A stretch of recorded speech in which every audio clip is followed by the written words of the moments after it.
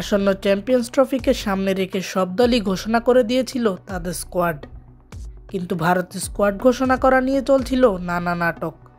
সব নাটকের অবসান ঘটিয়ে অবশেষে ঘোষণা করা হলো ভারতের প্রাথমিক স্কোয়াড।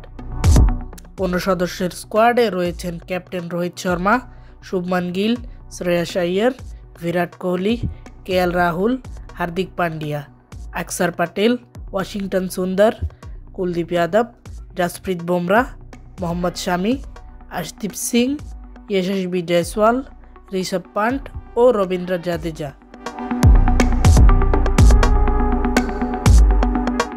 আলোচিত এই স্কোয়াড থেকে বাদ পড়েছে অনেকগুলো বড় নাম। হাফ ফিট জসপ্রীত বুমরা খেললেও নেই তারকা pace bowler Mohammed Siraj. Hard hitter batsman Ishan কিষানও বাদ পড়েছে এই স্কোয়াড থেকে। দর্শক, ভারতের এই স্কোয়াডকে আপনি 10-এ কত দিবেন তা অবশ্যই কমেন্টে জানাবেন।